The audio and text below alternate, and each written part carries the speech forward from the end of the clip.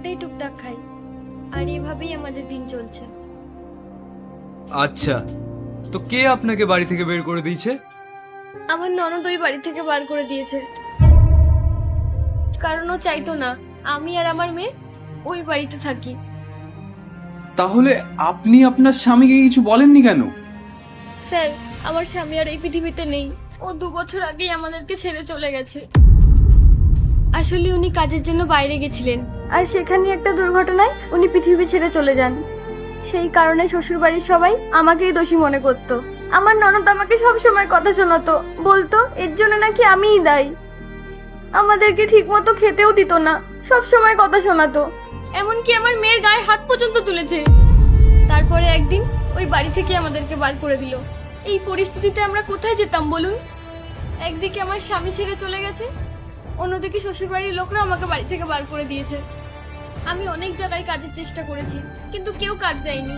আর তারপর থেকে আমি আর আমার মেয়ে এইভাবেই দিন কাটাচ্ছি।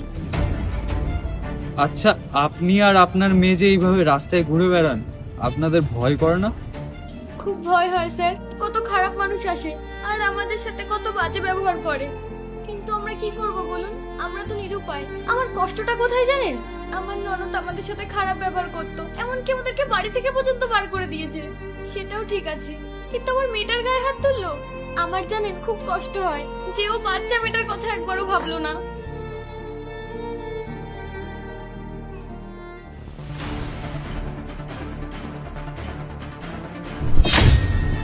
অনির্বাণ, অনির্বাণ তুমি, অনির্বাণ তুমি বেঁচে আছো? তাহলে জিয়া আমাকে মিথ্যা কথা কেন বললো? জিয়া আমাকেও মিথ্যে কথা বলেছে। ও বলেছে আমি যখন কাজের জন্য বাইরে যেতাম তুমি নাকি অন্য পুরুষ নিয়ে আসতে বাড়িতে, আর একদিন নাকি তুমি বাড়ি ছেড়েই পালিয়ে গেছো। তারপর আমি বাড়িতে এসে তোমাকে অনেক খোঁজার চেষ্টা করেছি। আমি এই 2 বছর ধরে তোমাকে পাগলের মতো খুঁজেছি, কিন্তু কোথাও খুঁজে পাইনি।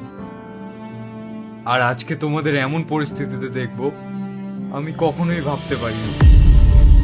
জিয়া আমাদের দুজনকেই মিথ্যে কথা বলেছে, যাতে ও বাড়িতে থেকে আমাদের সব সম্পত্তি ওর নামে করে নিতে পারে। আমি ওকে ছাড়বো না। অনির্বাণ, আমি তোমাকে ফিরে পেয়েছি, আমার আর কোনো কষ্ট নেই, আমার আর কিচ্ছু চাই না। আমি কখনো আর তোমাকে আমাদের থেকে দূরে যেতে দেব না। আমি, তুমি আর আমাদের মেয়ে সবাই একসাথে থাকবো।